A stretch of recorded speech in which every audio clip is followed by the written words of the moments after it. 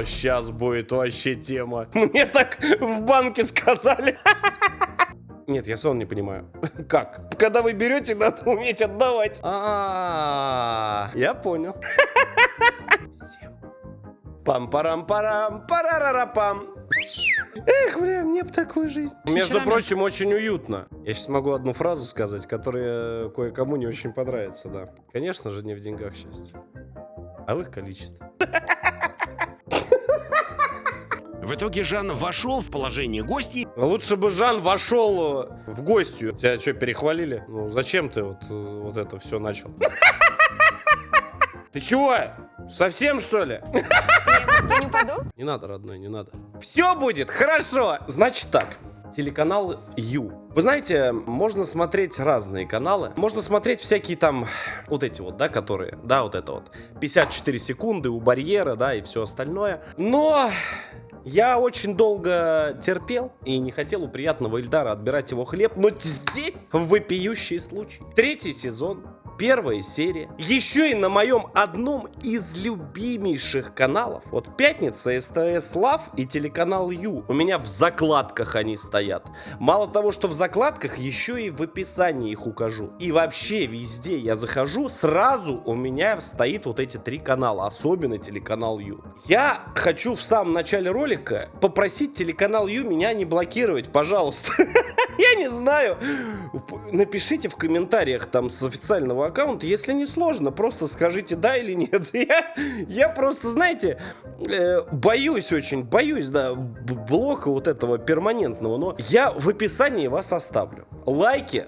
Я зайду на все ваши видео, поставлю и всем расскажу, что лучший канал. На самом деле, если без приколов, ребята, привет телеканалу Ю, всем, кто смотрит это видео. Это «Чадо из ада». Между прочим, уже 3-й сезон, 1-я серия. И вы знаете, совершенно случайно так получилось, что вот бывает, когда денег мало, бывает, когда денег как у всех, а бывает, когда денег много. А есть еще 4-я категория. Это когда просто денег дохуя, понимаете? Их прям дохуища, блядь. И народ начинает сходить с ума. Народ начинает сходить с ума, и все сходят с ума по-разному. Я сразу хочу сказать, что я не хочу ругаться матом. Я не хочу ругаться матом. Я культурный человек, я взрослый человек. И что бы ни произошло в этом прекрасном ролике, я матом ругаться не буду. Ну, по крайней мере, запикаю, ладно, если что-то там проскочит. Я очень надеюсь, что всем понравится подобный формат. И все поставят лайк. Да, и напишут комментарий. Да, комментарий. Все полезные ссылочки внизу в описании. Телеграм-канал на месте. Телеканал Ю. Я на превью можно поставлю? Русмидас, ты тут? Давай поставим, может быть точно не забанят. Давай. На сон забанят. Как ты не крутись. Давай вот так вот, да? Вот так вот, давай вот так вот, да? И вот здесь вот Ю сделаешь, ладно? Я надеюсь, что, да, все-таки прокатит, да. Ну, мы, как говорится, любим экстрим, да. Если что, ролики выходить не будут 3 месяца. Поехали. Ну и придется главному редактору, да, «Чадо из ада». Всем приятного просмотра. С вас комментарий, лайк. Эксклюзив на нашем канале. Очень жду комментарии от телеканала Ю.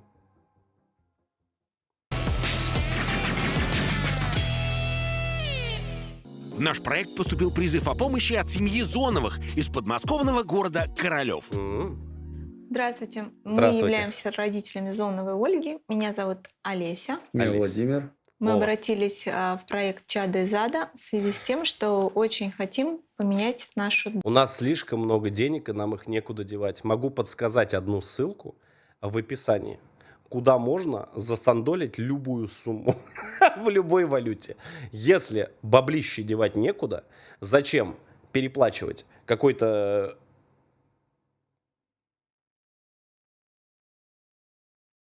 несовершеннолетней девочке, когда можно не доплачивать красивому и очень скромному стримеру? дочь. в лучшую сторону. И ее запросы растут вот ежедневно. Мы уже не Конечно. можем с этим справляться. Масштаб Такая уже, позиция, ну. что мы их должны постоянно зарабатывать, практически работать на нее.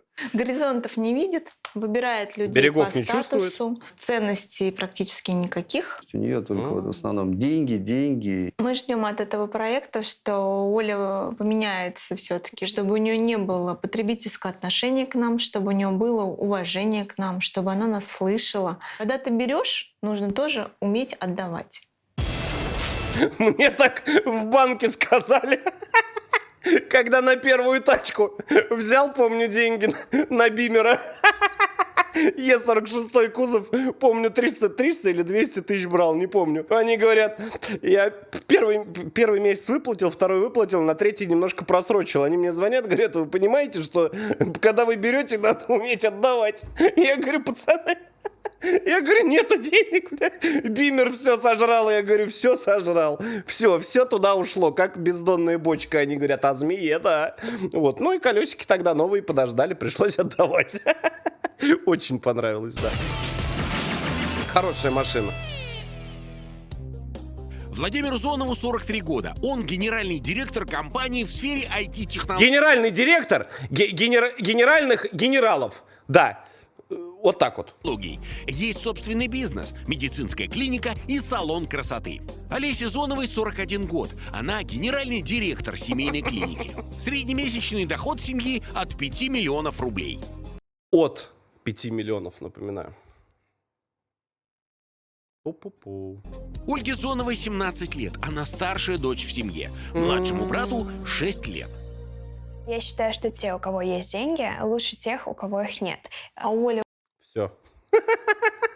Здесь 54% работяг жмут на паузу. Еще половина от половины сейчас что-то кушают. И знаешь, на фоне вот бывает вот мои видосики, люди смотрят на фоне. И после вот этой фразы, знаешь, какая фраза дальше звучит? Ебанутая. Чего, бля? Вот так вот там оттуда. Голос в ночи. Да. И дальше уже они переходят, вливаются в те 50%. Да. Все в комментарии пошли. Ребят, я понимаю, что у нас все успешные бизнесмены, да, долларовые миллиардеры, квинтерьеры. Напишите, пожалуйста, просто профессия и заработок. Страна не важна. Просто профессия и заработок. Давайте, у нас, знаете, это будет такой опросник на долгие года под этим видео. Да, вот те, кто видео смотрит, неважно, с какого года ты смотришь, давайте посмотрим, поржем лет через 10. Ничего не изменится, смотри, проверяй. очень большие запросы, и Ну да, её конечно. желания начинаются от 100 тысяч рублей. От 100 минимум. тысяч. Поездки, дни рождения друзей, походы в рестораны, бесконечная череда. В общем, не жизнь, а бесконечный праздник. Мгм. Ольга учится в Музыкальная 11 шкатулка. классе элитной онлайн-школы. Обучение обходится родителям в 64 тысячи рублей в месяц. Мне вот интересно, а что такое элитная онлайн-школа? Школа элитная может быть. Там кабинеты, там еще что-то, там бассейны, я не знаю, там супер там какие-нибудь кружки, секции. Что такое элитная онлайн-школа? Это типа, Нет, я сон не понимаю. Как? Поводом для ухода из очной школы стала, по словам Оли, зависть учителей и одноклассников. Выбираю педагогов, у которых ценник начинается от 10 тысяч рублей в час. У меня множество разных занятий, которыми я занимаюсь. Мои родители должны мне оплачивать занятия.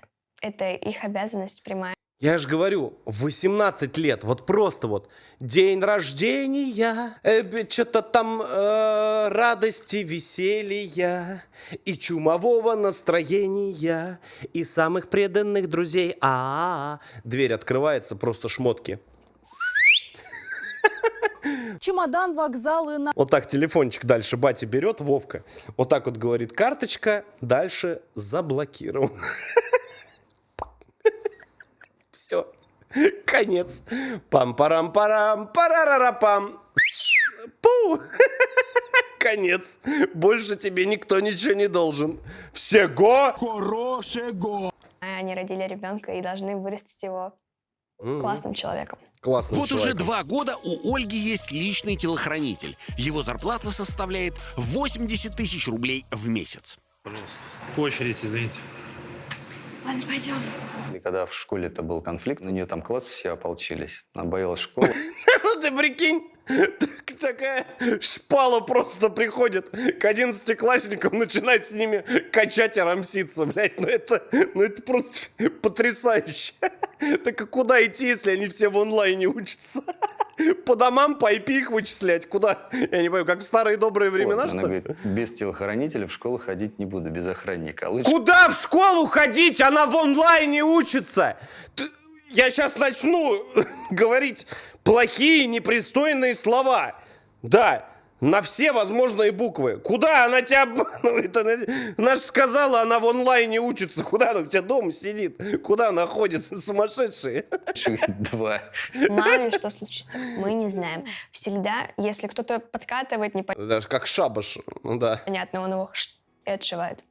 Живут Зоновы в элитном доме в Королеве в пятикомнатной квартире стоимостью 65 миллионов рублей. Я не знаю, но я здесь не вижу ничего на 65 миллионов.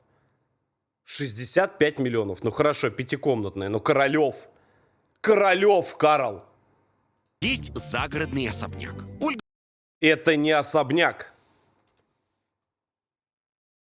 квартире стоимостью 65 миллионов рублей. Есть загородный особняк. Ольга Это не особняк. Зонова обожает шопинг. Ее девиз Хотя, «Дорогое» может, значит наверное, сказали, есть загородное.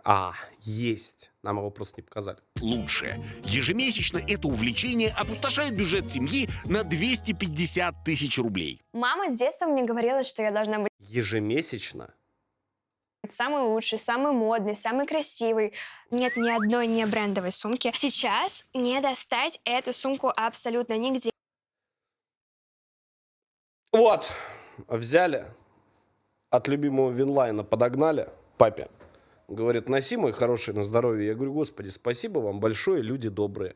Вот так вот вниз покланялся, все, можно теперь год еще ходить. Свитшот подогнали. Да, там еще 2 футболки, и он мячик с малым поиграл. Расходы 0 рублей, 0 копеек. Все. Да, очень хорошо все. И мой персональный байер из Милана ее мне отправила почтой. Такой сумки Всем. нет ни у кого, не то чтобы в Москве, а вообще во всей России. Под верхнюю одежду я обычно беру эту сумку. У нее есть вот такой вот аксессуарчик красивый. Это большая кожаная бежевая сумка. Вот такая вот сумочка. Выйти в магазин. Но выходить в магазин же нужно красиво, да? Она уже растет как девушка, и аппетиты тоже растут. Для нее главное люкс, главный бренд. Больше ей ничего не надо. Это на повседневную носку. Мы его покупали в Италии. Оно такое простенькое. Юбочка. Я прошу прощения, мне что-то... Может, у меня зрение подводит. Там что-то какие-то вот 2000 написано, и какой-то значок непонятный мне. Это что за значок-то такой? Тубрики, чи шо? В школу, в институт. Чего? Это пальто. Оно очень теплое. Ну, а если погода потеплее, то я надеваю тренч. Это Вот пальто? эти кеды пришли мне буквально в этом месяце. Кеды 100 тысяч рублей? Самые новые коллекции. Это сапоги. Мне Ну раз новая коллекция, ну тогда да. родители купили, когда мне было 3 года. И когда я выросла, я поняла, что эти сапоги нужны мне еще. Поэтому родители тут же мне купили такие же сапоги, только уже на большую ногу. Прошу прощения. Это что, резиновые сапоги Луи Виттон? Показалось, наверное. У Оли есть понимание, что самое лучшее должно быть всегда самое дорогое. Если автомобиль, то это самый крутой, который яркий, там на него все оборачиваются. Голова вот этим вот заполнена. Ольга строгая вегетарианка. Каждое утро на столе обязательно должна быть тарелка с ягодами. Заказ еды из азбуки вкуса на завтрак обходится в 50 тысяч рублей в месяц. Ну, возможно. Ладно, возможно. Не, оттуда возможно. Не ем мясо, рыбу, яйца, всю Не молочь. пью воду. Не дышу воздухом. Все вредно, да. Сладкое, мучное, ПП полным ходом, ЗОЖ. Кто? Правильное питание. Я знаю. Ольга ПП. мечтает стать Я думал, это ПП, это пафосный петух, но нет. Правильное питание. Все нормально так. актрисой и поступить в актерскую академию Лос-Анджелеса, туда, где учился Леонардо Ди Каприо. Поэтому 4 раза в неделю она занимается танцами, посещает Короче, ничего не делает 4 раза в неделю. Я понял. Дальше. занятия по актерскому мастерству, фитнес-клуб, педагога по речи, репетитора по английскому и лично Надо открыть горловую чакру. Я, кстати, ребят, не говорил вам, но я очень часто помогаю нашим подписчицам, так скажем, знаете, вот кто петь хочет, и у них проблемы, у них как будто голос внутри закрыт. Вроде бы он есть, но он как будто закрыт. И нужно горловую чакру открыть. Вот, если что, да, обращайтесь, да. Социалочки там внизу есть, там, если что, помогу, да. личного коуча. Я точно знаю, чего я хочу. Я буду актрисой. Я уверена, что я буду знаменитой, Будешь. известной. Голливуд будет мною покорен. Больше вот руками работай, больше, как будто ты птица. Подготовка к актерской профессии Я бы со смеху там помер, я вам честно говорю. облегчает банковские счета семьи, Мне нельзя, у меня если истерика начнется, вы меня знаете, если ржать начинаю, мне плохо, у меня потом в глазах круги черные идут, мне страшно становится. Мне нельзя туда, все, мне конец, это конец начнется. на 280 тысяч рублей в месяц. Еще одна привычка Оли – каждый день мыть голову и делать укладку в папином салоне красоты. Чуть-чуть, можно похолоднее? Так она, по-моему, вообще теплее стала. Я просто люблю прохладно, когда... Еще? Голову она принципиально не моет. Моет только исключительно в салонах. Она считает, что там лучше ей вымоют голову, сделают уходы. В общем, занимается собой. Потому что вы видите, какой у меня Чего? Подожди, еще раз. Что? Что, ей лучше вымоют голову? шикарный, дорогой блонд. Мы выводили его 4 года. Его вообще можно испортить, если просто помыть обычной проточной водой. Поэтому только салон. В салоне необычная? Там необычная проточная вода. Там с Альп течет крантик туда. Да, только такой можно. Каждую пятницу на такси премиум-класса Чада отправляется в элитный закрытый клуб, чтобы тусить с подругами. Какой элитный закрытый клуб?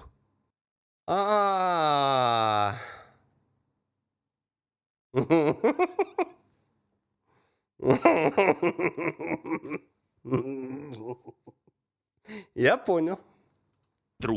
Мне папа один раз написал, когда мне было больше Ту-ту-ту. Эй, бой, ту-ту-ту. Эй, girls, ту-ту-ту. Yo, DJ. And here we go. Эх, бля, мне бы такую жизнь. Да. А я все тут сижу, стримы спилю.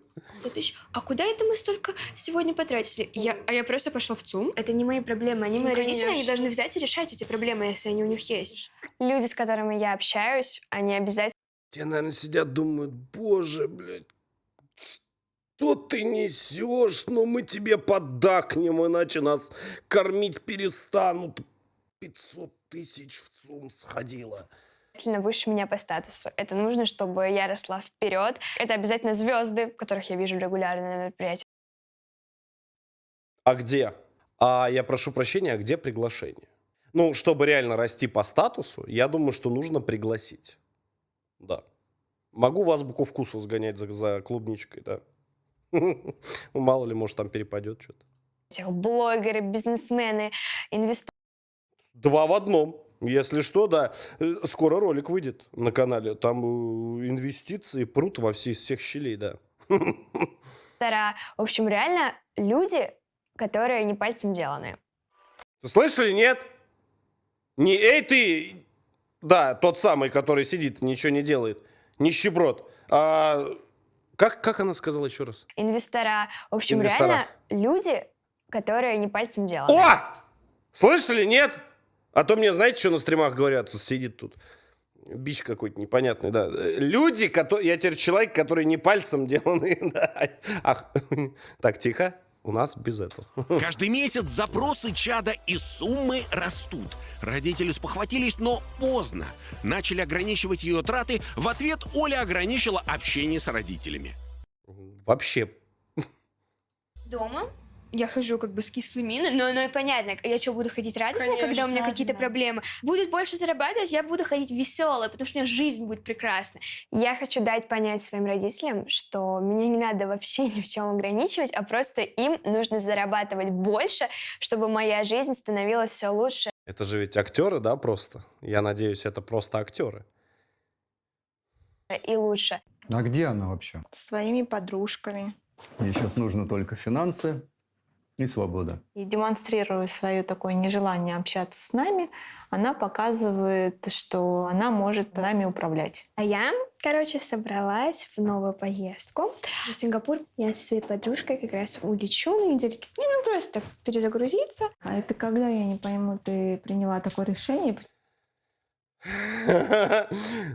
У меня...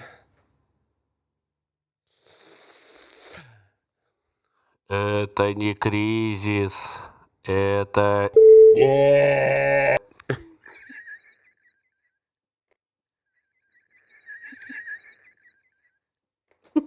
Да, да, вот... Становится все тяжелее, а прошло только 8 минут от прекрасного ролика. Меня кошмарит уже не по-детски, да. Очень сложно себя сдерживать. Сейчас может Леха 2 прийти, проснуться. Почему я сейчас об этом узнаю? Нельзя было мне заранее хотя бы сказать? Зачем, мам, для чего? При общении, допустим, с моими там подругами, да, демонстративно игнорируя, допустим, меня, она думает, что я буду очень сильно расстраиваться, и чтобы заслужить ее внимание, буду стараться работать больше, зарабатывать больше и отдавать все своей любимой дочке. Родители объявили Ольге о своем решении отправить ее на проект «Чадо из ада». И Отправить ее в Дагестан. Либо в Чечню. На одну буквально недельку. Да. И провести социальный эксперимент. Что же с ней будет ровно за одну неделю? Знаете, есть люди, которым вообще деньги не нужны. Вообще. Они эти, как они, альтруисты, да, или как их? Да, вот эти, которые говорят, нам ничего не надо, да. Вот каждый раз это слово забываю уже на протяжении многих лет, да, но вот мне кажется, она именно такой оттуда вернется, да. Там помогут. Да, там ребята вообще достойны. Они быстро объяснят то, что деньги это не главное в жизни. И главное, доступными словами. Вот это, и все. Дальше там пойдет, как по маслу. Это после того, как она скажет, что ей 500 тысяч надо в ЦУМ сходить, да. поставили условие, что в случае отказа или побега не станут оплачивать ее обучение в актерской академии Лос-Анджелеса, о которой и так мечтает Оля. Не, ну потеря. На самом деле Базара хочу ноль. доказать родителям, что меня уже не воспитать. Мне 17 лет, я взрослый человек. Это им нужно меняться. Мам, ты знаешь, что я им реально вынесу мозг? Они сами тебе еще потом заплатят, чтобы они меня в первый день увезли. Я тебе серьезно сейчас говорю. Слушай, у тебя не будет ничего, абсолютно ни карт, ни Fuck you. денег, ни средств связи. Все. Ты просто погрузишься в другую реальность. Разницы никакой не будет. Ничего не Я их поменяется? всех так выведу, я их реально выведу, я тебе обещаю. Они тебе будут звонить. Я это сделаю. Чтобы в полной мере ощутить разницу между своей жизнью и жизнью принимающей семьи, мажор участвует в эксперименте без банковской карты и телефона. Их чадо получит сразу после окончания эксперимента. У меня есть такая тактика. Если мне что-то нужно, а это не получается, я вывожу людей. Да еще сделаю это так, чтобы эти люди сами заплатили деньги моим родителям, лишь бы я быстрее уехала и не была там все 4 дня. Ну что такая грустная-то? А что, мне радоваться, что ли? Ладно. Давай, хорошо тебе переформатироваться. Давай. Давай. Владик, пока. Давай, Владик. Все, пока. 4 дня Ольга Зонова Ты видел, как мать отреагировала? Обратите внимание на мимику матери. Смотри, смотри, Сережа. Смотри, пока. смотри.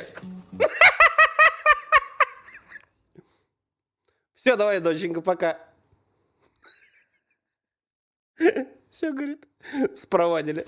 4 дня Ольга Зонова из подмосковного Королева проведет в многодетной семье в селе Лазинки Калужской области, в 300 километрах от дома. Поскольку расстояние небольшое, машина доставила Ольгу на автовокзал. До пункта назначения она впервые в жизни поедет на рейсовом автобусе. 275 рублей стоит автобус. И я не понимаю, где мое такси. Вдруг меня сейчас побьют, украдут. Родители, если со мной что-то случится, все на вашей совести, Помянем. все запечатлено.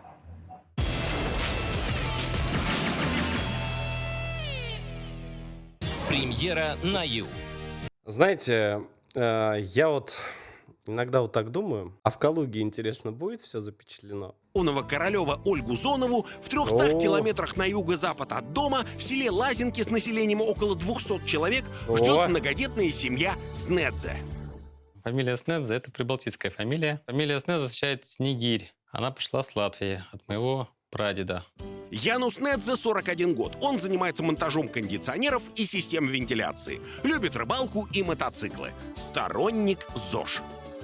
Ян самый лучший муж на свете, потому что он заботливый. Так как он, меня никто любить не может и никогда не полюбит. Валентине Снедзе 37 лет. Домохозяйка. Раньше работала мастером по маникюру, по образованию повар-кондитер.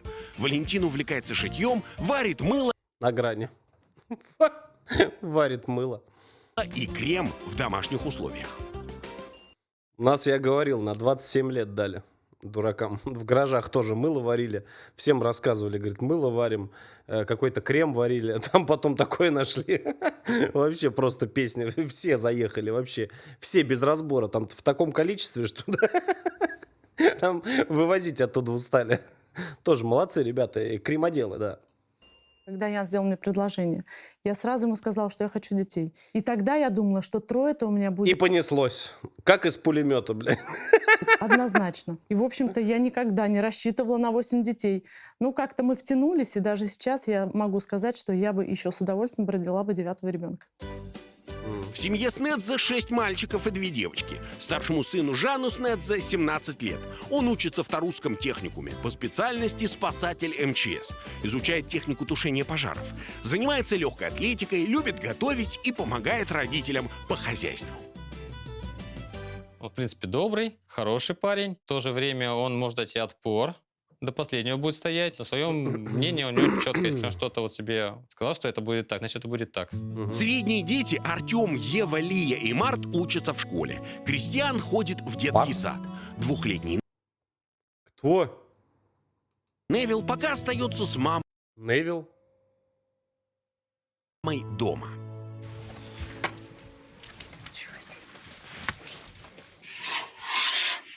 О! О! Мне Идет совсем не процесс. трудно быть многодетной мамой. Прелести большой семьи множество. Но самое главное — это огромное количество любви, которое дают дети. И огромный материнский капитал.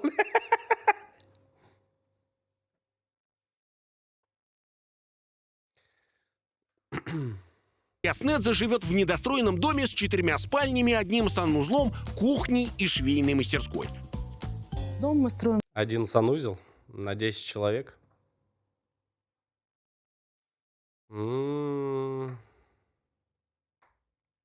давно. И ремонт длится уже более 5 лет. Только потому, что, конечно, для большой семьи это очень дорого. И мы все делаем здесь своими руками. Я, муж и наши дети.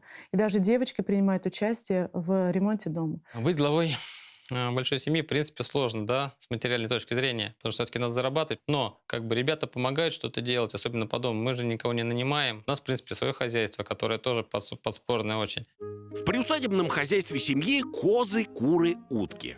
Доход Там проще на улицу, да, сходить, нужду справить. от семьи без учета детских пособий 60 тысяч рублей в месяц. Деньги, конечно, безусловно, важны. Без денег сейчас невозможно не купить еды, одежды, но я стараюсь не зацикливаться на них. И если, допустим, в какой-то момент у нас не хватает денег, дети об этом не знают. Просто мы не покупаем что-то. Если дети просят: мам, я хочу вот такую игрушку, я говорю, мы купим ее попозже, потерпи немножко. 443-й день наших ежедневных обливаний. Будь здоров!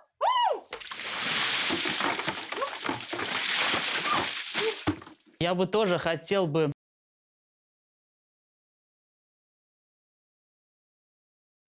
быть богатым, но, к сожалению, у многих на первом месте стоят именно деньги. Это... Он пьяный, что ли? Жан, ты что, на съемки вмазанный, что ли, пришел? Ты чё, родной? Ты чё, еле-еле говоришь-то? Зрачки все расширены. Посмотри, он в говно.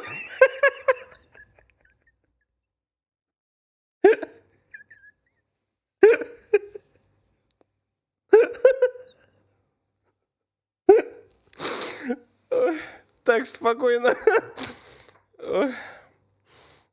Мыло в голову дало. Очень плохое качество. В первую очередь надо ценить Я тебе говорю, он вмазанный. Я тебе серьезно говорю. именно свою семью, дружбу, любовь. А в чем вам именно крем? Ты имеешь в виду в подарок? Да. Ну, не знаю, мне кажется, нажарить блинов — это как-то банально. Нужно сделать что-то интересное. Надо засандолить крема. Нужно же свои умения показать. Вот я крем варю и сделаем крем. Мальчишкам, девчонкам крем для рук всегда нужен. Крем натуральный, такой не купишь в магазине. Единственное, надо аромат продумать, чтобы он такой был мужской. Хотя, в принципе, лучше нейтрально. А вдруг девчонка приедет, тоже вариант. Я думаю, что у нас все получится. Мы справимся. Найдем общий язык обязательно. Я вообще прекрасно нахожу общий язык с подростками. Поэтому особых переживаний я не испытываю. Потому что у них выбора Но нет. немножко переживаю за детей. Как воспримут они его. Сейчас вообще песня будет. Семья Снедзе к приезду чада готова. Они знают, в какое время гость или гостья на автобусе приедет на ближайшую остановку в 4 километрах от их села. А Оля предупреждена, что ее должны встретить. Старшие братья Жан, Лев и Артем едут за чадом на мотоциклах. Люди вообще где? Мам, ты довольна? А что тут, господи, что тут написано? Про наших кур? Офигеть. Ой, здравствуйте. Здравствуйте. Я видел, так фильм один начинался. Ну что, ты на многодетной семье едешь? Да. Меня зовут Жан. Лев, Артур. Оля, я Раздевайся.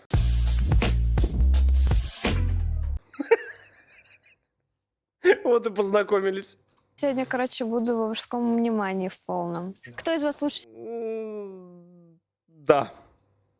Там еще 5 всех будет? ждут. Самый безопасный. Ты поедешь, Лёва? У меня очень дорого жизнь моя стоит. У меня же голова потом будет грязная вся. Нет, ребят, мне нужно что-нибудь туда подложить. Вот как, не знаю, Пакет! платочек, пакетик. Я думал, что к нам приедет парень, но по факту приехала девушка. Это меня очень удивило. На нашу девчонок она все не похожа, потому что одежда у нее выглядит дорого и богато. О, блин. Блин, я прям не понимаю, как мне вообще на него... Левую ставь, перекидывай правую на ту. Ой, что это такое? И Господи. лучше за меня держись. Не, погоди, давай я вот здесь вот буду держать. Ну, хочешь, Да, если хочешь к апостолу Петру отправиться, в принципе, можно. так держись. Господи, какие-то мошки, они меня уже задолбали. Очень избалованная. Видно, что такая московская, вся такая накрашенная.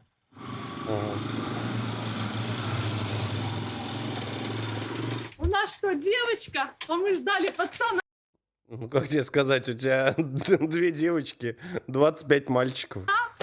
Обалдеть. Привет. А где мой чемодан? Подвезет он? Пойдем, все будет хорошо. Она даже накрасилась. Я думала, что в таких местах вообще как бы косметика. Мне казалось, что люди даже не красятся. Собака, отойди от меня, пожалуйста. Джинни, Отойди от меня. Джинни, свои, не бойся. Заходит эта маленькая, худенькая, симпатичная девочка. Я сразу начала думать, куда положить, что делать. Я прям даже растерялась. Как тебя зовут? Меня зовут Оля. Меня зовут Валя, я мама. Вот, у нас еще есть папа Ян, но он пока на работе, приедет чуть-чуть попозже. Вот, можно я тебя обниму? Да, можно? Спасибо. Скрепим наше знакомство. Ну, ребят, представиться. Сколько у вас детей? У нас получается 3 старших пацана, потом 2 девчонки и 3 младших пацана. В данный момент 8. Еще все. Арис вот кидает. Лех, привет. Эмоции через край. Я понимаю, что шоу и актеры, но весь Королев ржет уже 2-й день. Ее в школе гнобили из-за того, что она оскорбила лучшего из учителей, и квартира стоит максимум 15. Доброжелатели в Королеве, ёпта. Все слили. Молодцы, ребята. Королев нормальный город. Достойно. Вы почти каждый год рожали? Нет, ну там 2 года разница, 2,5. Меня зовут Жан, мне 17 лет. Он старше у нас, да. Меня зовут Лев, мне 16. Меня зовут Артур, мне 14. Меня зовут Ева, мне 12 лет. Меня зовут Лия, мне 10 лет.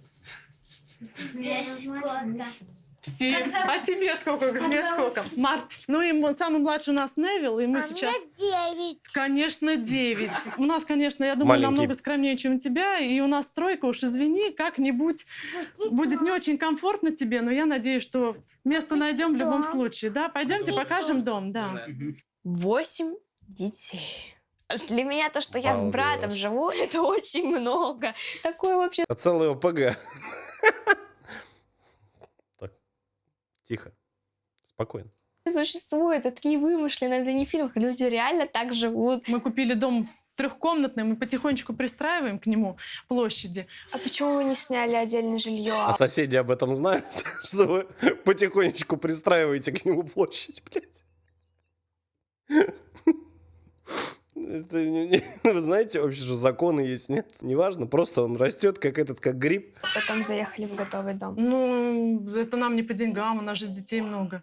Но поворачиваю голову наверх и вижу, что у них не потолок, а какие-то балки какие-то. Мне кажется, что ну не Нормально. готовый дом, ну не заезжай. Ну, Здесь у нас такая временная гостиная, просто это мы здесь с детьми. Ну, между вечерами- прочим, очень уютно. Нифига себе, там попугай, как он, Карелла называется, по-моему, да? Могу ошибаться, это этот, как у Никулина Юрия, да, был? Попугай-то, между прочим, не дешевое удовольствие. Отдыхаем, смотрим телевизор. Ванна, ну ванная тоже старая, мы тоже ничего не делали. Ну помыться можно, горячая вода есть, не переживай. а у вас одна ванна? Ванная одна и туалет пока тоже один. А как? У вас же вообще тут очень много. Ну, очереди по утрам. Наверное, не пойду в такую Не ванну. пойдешь? Мы можем на улице Вы меня в можете ведрах в водичку. отель какой-нибудь отвезти? Мы в деревне живем. А что-нибудь помыться где? У Хорошо нас, у нас даже общественной бани нет. будет. Дети у вас всегда так кричат, да? Мы очень шумные, да. А вы их на улицу не выгоняете? Ну, мы их не выгоняем, они сами уходят. Потом их домой не загнать. О, гулять они любят. Мы ходим по дому, и я ловлю ее взгляд, и я понимаю, что у нее какая-то брезгливость. Она, ой, я это трогать не буду, ой, я это трогать не буду. Как будто она в стерильных Как каких-то Далбогари. условиях живет. А как Жу. вы здесь вообще убираетесь? Очень уютно дома, не Ну надо как, гнать. сами убираемся, ребята мне помогают. Девчонки пылесосят, там по очереди кто-то что-то делает. Молодцы. А клининг, Нет. уборщица? Нет, ты что? Нет, мы делаем сами все. А у тебя домработница дома? Зачем клининг, когда столько народу реально в доме? Эксплуатирую не хочу. Да. И, наверное, не одна. И вот так вот, знаешь, лежишь на диване, да? Вот ты батя, глава семьи. После вчерашнего. Так, ну это... После вчерашнего вот так вот, знаешь, вот так вот лежишь, говоришь, «Ай, башка болит, тут на диване проснулся и вот так вот.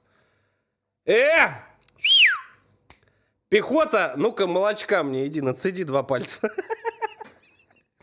Это гениально, гениально. А то есть не будем.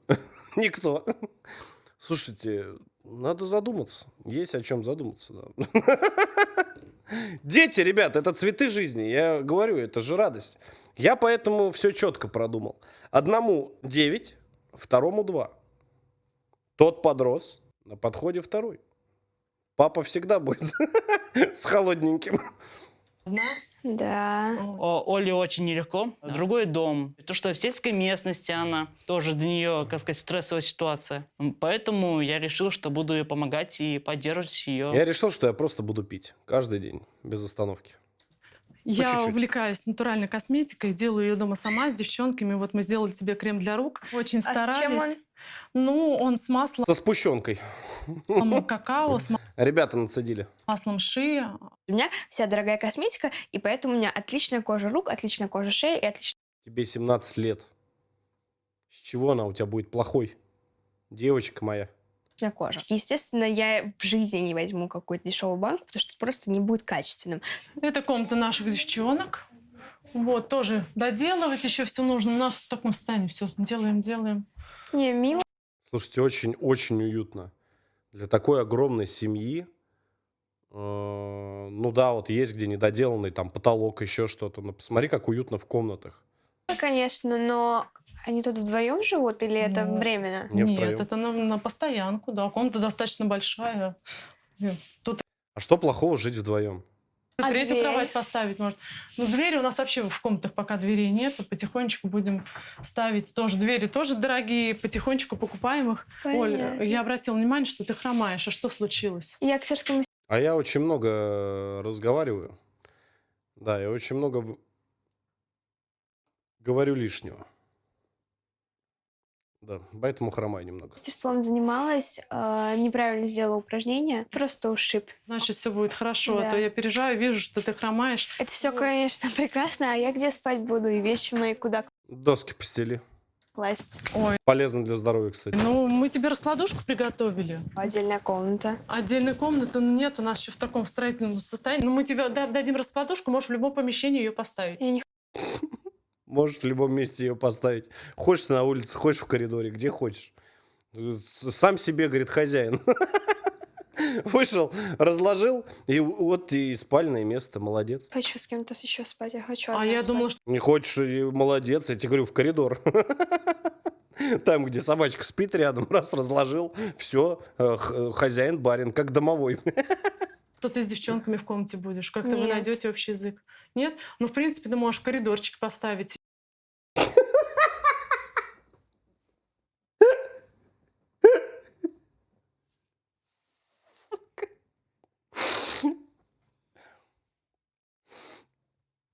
Мама, я с тобой. Братский Wi-Fi работает, да. Или на А как кухне. там ребята будут ходить? Ну, как-то ходить мимо тебя все равно кто-то будет. Потому что ночью кто-то попить встанет, еще что-то. Подождите, вот прям на этой раскладушке я буду спать? Да, Ну, можешь не на этой, можешь просто на полу. нормальная раскладушка. А какой тут матрас? Самый лучший. Тут обычный поролоновый. Давайте тогда я подумаю вообще.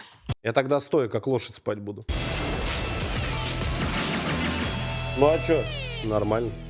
Старшие братья повели Ольгу знакомиться с приусадебным хозяйством на участке. У нас есть козы, куры, гуси, утки. Перепелки тоже есть. Я не буду тут ходить. Посмотрите, какая грязь. И посмотрите на мои сапоги. Да ничего страшного, отмоются сапоги твои. Ну тогда ты сам их будешь мыть. Договорились? Сам помоешь, чтобы они у меня были потом чистые. На улице есть вода. Нет, Можно помыть. ты помоешь сам. Вот, у нас коза. Зовут ее Алиса. Хочешь погладь козу? Нет! Нет, мои сапожки. Зоя. Из нее как добываем молоко каждый день. Все делаем мы. Доим коз, чистим у них в сарае. То есть вы реально так считаем. кайфуете с того, что вы этим вот всем вот занимаетесь, ходите? Между прочим, вообще балдеж, ничего страшного. Я вырос в деревне, каждое лето 2 коровы, бычок, сенокос, травокос, там все дети, да, тюки с сеном на дырчике этим возили на мотоблоке, ничего страшного. И хорошо все было. Курочек 150 штук бегало там каждый раз, 2 петушка, дурачка. И нормально, уточки там, кого только не было у нас. Вот перепелок не было. Вот перепелок, я не знаю, как-то они стороной обошли. А так все было, и ничего, и нормально. Ну, и что? Балдеж вообще нормально, не знаю. И поэтому навозу, это вот для вас удовольствие, да? Ну, это надо сделать. Не всегда приятно, но надо. Ну, такая вот сельская жизнь. Сразу видно, что девчонка, можно сказать, никогда вживую. Коз у нас не было. У нас козы были на том конце деревни у дядь Коля. Кстати, до сих пор, по-моему, он занимается там уже в возрасте. Но у нас коровки. У нас коровки как-то, да, всегда были. Да, и ходили, общее стадо деревенское собирали и ходили, пасли, нормально. Не видела домашних животных. Ну и очень шугается. И видно то, что она и сельское хозяйство несовместимые вещи. Дикие гуси. Ля! Иди погладь. Не бойся. Не бойся, не клюй. Нет. Пошли дальше. Она смотрит на все такими удивленными Хорош. глазами, как будто бы с Луны прилетела. Вот у нас специальные несушки для того, чтобы куры несли яйца.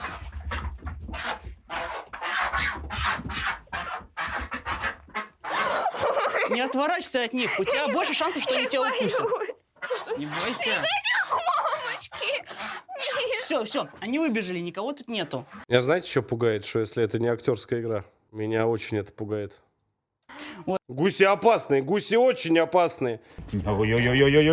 На той стороне деревни, я тебе говорю, Вован держал гусей. Да ты видел они какие? Ты видел у них там эти, когда шипят? Ты видел у них там зубище, там, как в фильмах ужасов? Как в этом фильме «Чужой». Серьезно тебе говорю, гуси очень страшные, да?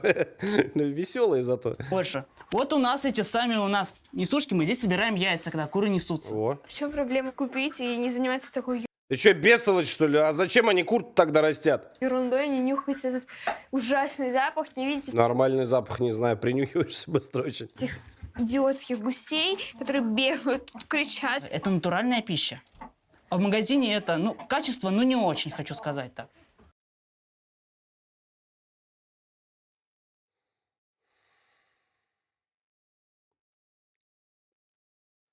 Вообще, знаете, девушки, все наши дорогие подписчицы, коих очень много, я хочу вообще заметить то, что вообще правильное питание и натуральные продукты,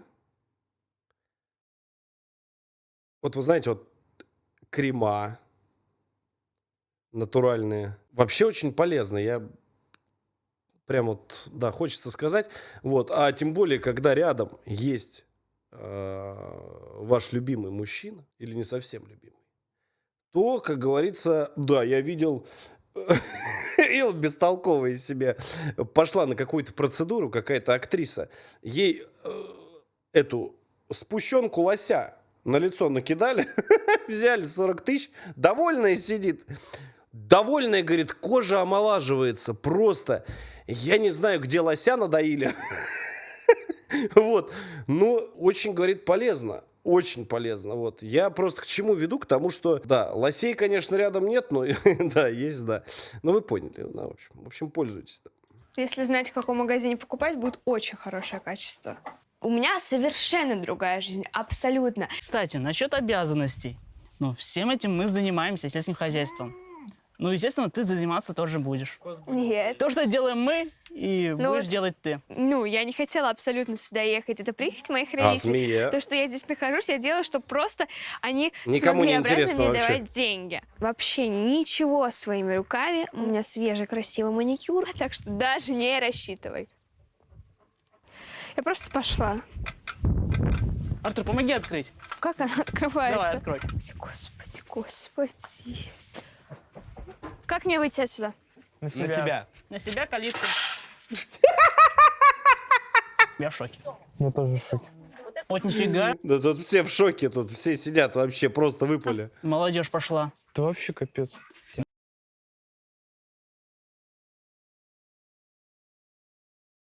Вы в курсе, что вам столько же лет, сколько ей? Я хочу напомнить. Даже сама калитку не может открыть. Ну что, перевоспитаем. Да, обязательно. Ну ладно уж, давай помоем ее сапоги. Да, давай поможем. На первый раз Включи простительно. Сильней, сильней, сильней. Ну все, вырубай воду, они помыты. Помоги, пожалуйста. Курицу разложить надо. Я не буду есть курицу. Я вообще ее в принципе не ем. Мама, мясо есть не хочет. Мясо не ест? А, Да. ты вегетарианка? Да. Боже мой, чем тебя кормить? А ты молоко пьешь? Нет. А яйца ешь? Нет. Совсем вегетарианка, а сыр? И сыр не ем. Совсем ничего? Ой, боже мой, чем кормить-то тебя будем? Яблоки у нас есть свои на деревьях. Ты яблоки ешь? Понял, принял, вычеркиваем. Ем, но вы Ешь тогда, иди собери. Тут все по-простому. думаете, что яблоко это, ну, как бы ужин, и я А что ты кушаешь вообще? Да? ягодную тарелку, то есть у меня должна Чего? Какую тарелку? быть малина, ежевика, голубика, брусника, вот это все, чтобы лежало Ну, сходи красивенько. в лес, У меня есть, да, предложение. Иди нарви. А у вас У нас клюква На есть в болото лесу. съезди. Только так. У нас, конечно, ягод здесь нет, у нас в магазинах не Голубика. Не, в продаются. лесу нормально, в можно. магазинах не продаются ягоды? Ягоды вообще не продаются. Хорошо, а доставка, если вот вы сейчас закажете, просто я скажу, выберу то, что я люблю, и всё. Ближайшая доставка, не знаю, километров 100 отсюда, если можно где-то Доставка 3 дня на собаках, 2 дня на оленях. ягоды достать. У нас, мы же вообще в деревне живем, поэтому у И нас... вы вообще не едите ягод? Нет, мы едим ягоды, но сезонные. К вегетарианству я сама отношусь положительно, поэтому прямо она вот молодец, я ее поддержу, и я найду все возможности, чтобы ее накормить, чтобы ребенок был сыт. А как Правильно. ты вообще без мяса? Поэтому я жарю курицу. Тролль-машина. Да-да, говорит, сейчас будет ягодная тарелка. Да, сейчас, подожди, говорит, одну секундочку, сейчас. Сейчас, говорит, метнулась. А ты живешь? Как раз-таки белок, вот это что мне нужно, я заменяю протеином, я покупаю его просто в магазине. А сколько ты денег тратишь на это? Ну, может, в месяц 1050 уходит на еду, и все. Сэкономить на мясе можно. Дорогая еда, более качественная, Не более всегда. приятная на вид, более Не вкусная. Зачем мне в себя вкладывать какую-то дешевизну? Я ее выплюну просто сразу, и все. И откуда у тебя столько денег на еду? Ну, у меня родители работают, дают мне денежки. Я, в принципе, особо свою голову не забиваю тем, откуда эти деньги появляются. Главное, что они есть. А ты сама пробовала когда-нибудь заработать? Но родители как бы заботятся о том. Я сейчас могу одну фразу сказать, которая кое-кому не очень понравится, да. Что работа это для этих, да. Есть у меня один такой. Но я ее говорить не буду. Чтобы я даже это не пробовала, они мне Как полностью говорил обеспечили великий. достойную жизнь и смысл. Оля постоянно говорит о деньгах, зацикливается на том, что сколько стоит. Ну, мне это в девушках очень не нравится.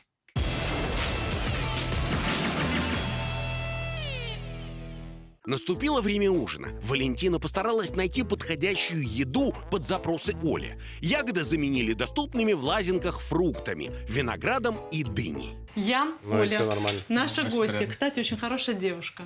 А это мы будем кушать сегодня, да? Давай я тебе положу гречки. Я уже знаю, что ты вегетарианка, и мне очень... Я Ну, нормально, кстати, смотри. переживаю, Чуть-чуть, ладно? что мне тебя нечем накормить, но я что-нибудь придумаю за сегодня. Может быть, завтра съездим в магазин, купим каких-нибудь овощей тебе. Может быть, дыньку съешь, апельсинку. Только поешь, пожалуйста, а то буду переживать, что ты голодная осталась.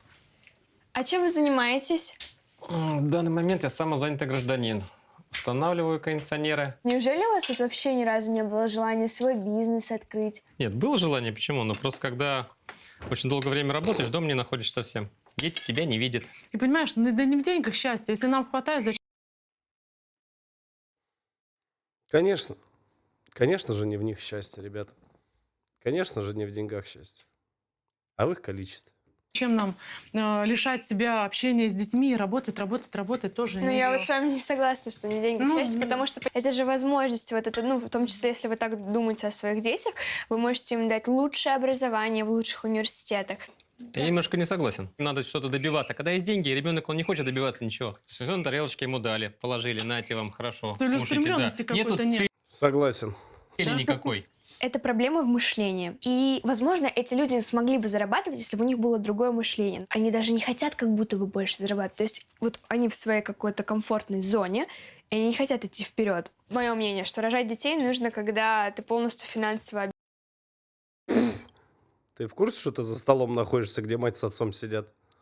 У которых 8 детей. Я просто, ну, на всякий случай. обеспечен, и ты можешь... Шанс того, чтобы спать не на раскладушке и не в доме, очень велик. детям дать, ну, вообще самое лучшее и все показать. Я просто представляю, что если бы я тут всегда жила, это же у меня мои возможности просто сокращаются до какого-то реально минимума. На самом деле здесь тоже есть очень много кружков, секций. Тоже мои дети занимаются. Они занимаются большим теннисом, они занимаются хореографией, ходят Кем? в художественную школу. Дешевое вообще хорошим быть не может. Любой педагог, который реально круто учит, он берет хорошие большие деньги. Да? Тогда ладно. Ну, то есть, например, сколько у вас кружки стоят? У нас кружки здесь абсолютно бесплатные. Хороший кружок, он, в принципе, априори не может быть бесплатным. Ну, ты хочешь сказать, что, допустим, вашему- хороший молодой педагог не может пойти работать за небольшие деньги, да, ради того, что ему нравится, допустим, учить детей. Слушай, вот сколько стоят твои сапоги? От 2000 евро где-то. Я думаю, что она домой может в простыне поехать. Как говорится, 2000 евро сами себя, да, не продадут. Так. Вот представляешь, 2000... Слушай, говорит, я просто... А сколько у тебя сапоги стоят? Мне знаешь, что это напомнило? Не, ну а чё? Не нужна тебе такая машина, Вовка. Поверь мне, брат. Не, ну а чё, если вот такую поддерживаю? Продам, нет? Я не знаю, машина не моя. Чё, угнал, что ли? Не, ну а чё? Слушай, говорит, а вот сапоги у тебя сколько? А, прошу прощения, а чемодан сколько стоит? Да, правда, уже батя сидит, записывает. Завтра на Авито за косарь. 1000 евро. У нас в магазине такие же сапоги, только другой расцветки. Абсолютно такие же резиновые сапоги по качеству, честно тебе скажу, стоят 500 рублей. И смысл мне переплачивать? Мои сапоги не могут быть по качеству такие же, как ваши вот здесь вот в деревне. Резина где-то и резина совсем- абсолютно такая же, как у Нет, резиновые сапоги у меня. Нет. Ты счастливый Я не- человек? Да. И мы, ребята, вы счастливые? Да. А чё Кучерявый промолчал? Конечно. Вот я очень счастливый человек с моим маленьким достатком. У меня семья, у меня дети, у меня хобби, у меня друзья. Все, меня Но они все счастливы, устраивает. потому что у них нет другой жизни, потому что они живут вот так, они ничего не видели. Да. Каждый останется при своем мнении. Я думаю, нам тяжело друг другу понять, потому что у нас просто разные жизни. Было Ну вкусно. ты хоть поела? Да. Главное, самое главное, ты поела. А ты когда-нибудь? А теперь, говорит, фокус-покус. Знаешь, чем, говорит, салатик был заправлен? Майонезом. Ха! Что там по вегетарианству? Расскажи, пожалуйста. Мыло тарелку? Нет. Попробуй. Зачем?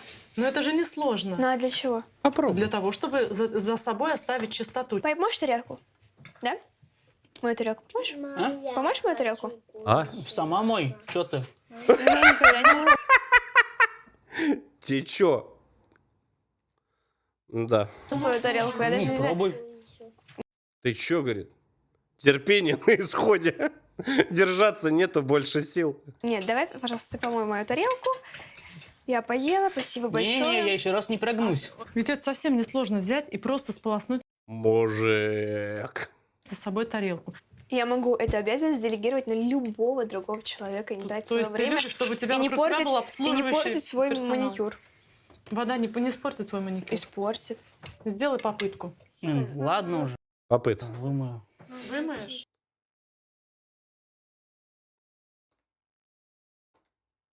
Кучерявый, ну ты чё? У тебя что, перехвалили? Ну зачем ты вот это все начал? Меня поражает, что Оля совсем не Гигачат. хозяйственная. Не может помыть просто тарелку. И все мои знакомые девочки с этой задачей Да-да-да, ты пока посуду мой. справляются очень легко. Я буду им манипулировать, я буду крутить его вокруг своего пальца. После ужина Оля попросила Тебя потом прокрутит вместе с братьями вокруг своего пальца. Жана помочь обустроить ей место для сна. Я просто не знаю, где мне спать. В комнате у девочек можно. Они вдвоем живут в одной комнате, что это дурдом полный просто будет. Ну, это твои варианты где? У родителей вроде там комната, но пусть они куда-нибудь, не знаю, уйдут, освободят меня. Я... Мы что, родители, выгоним из комнаты? Ребят, мне нужна реально комфортная комната, чтобы я спокойно поспала, чтобы я утром С Малой слезет с перил и скажет: не-не-не, я в этом не участвую. проснулась с хорошим Я бы на месте Малого еще застучал их сейчас за саботаж. настроением, чтобы никто не галдел, Петушать не не спать шумел. будет. Жан предложил Оле Мало, иди стучи, не ссы. единственную комнату с дверью в их доме. Это мамина мастерская, где она шьет игрушки. Я буду злая, потому что я не высплюсь. Я пока еще не знаю, как с Олей общаться. Иногда выдают такие вещи, то что даже немножко стыдновато за нее становится. Да, к такому меня жизнь, конечно, не готовила. Не знаю, что я плохого в прошлой жизни сделала. Жанна, ты что вообще молчишь? Ты со мной не разговариваешь? Ну, да. Мне нужно еще немного времени, чтобы узнать Жана настоящего. Сейчас он какой-то прям добрый-добрый. Но не бывает таких добрых людей. Ну, в 100% там какой-то подвох. Постельное, ну вот у нас есть с зайчиками. Послышалось. Такое, и в клеточку. Я не знаю, что ты любишь, но это В клеточку мы любим. хлопок натуральный. Как бы выбирай, что будешь стелить, стели себе тут, готовься ко сну, ты отдохнуть хотела. Можете мне постелить?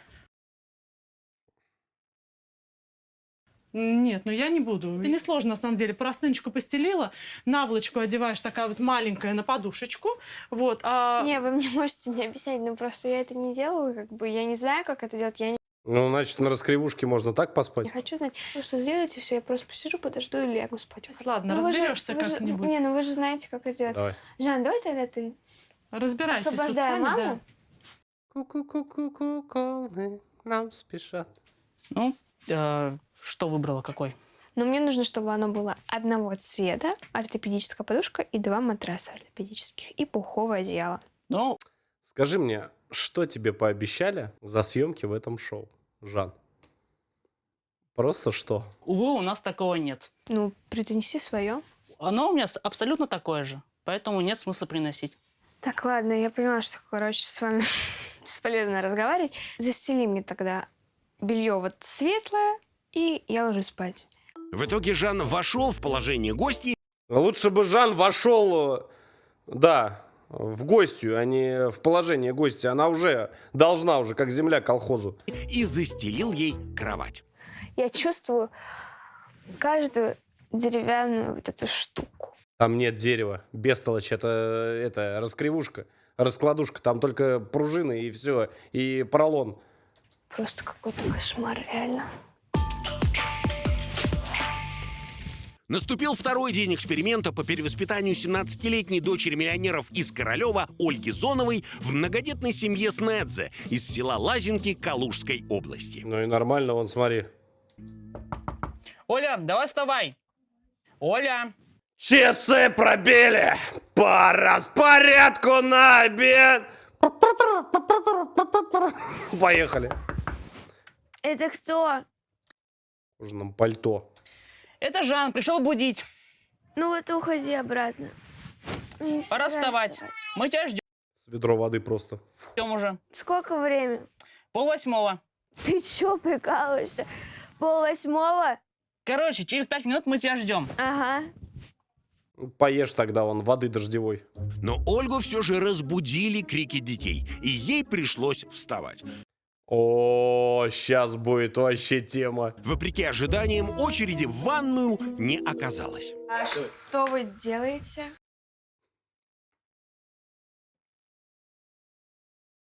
Дело семейное.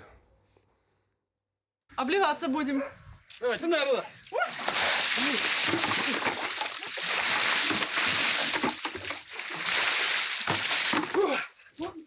Хорошо. Хорошо.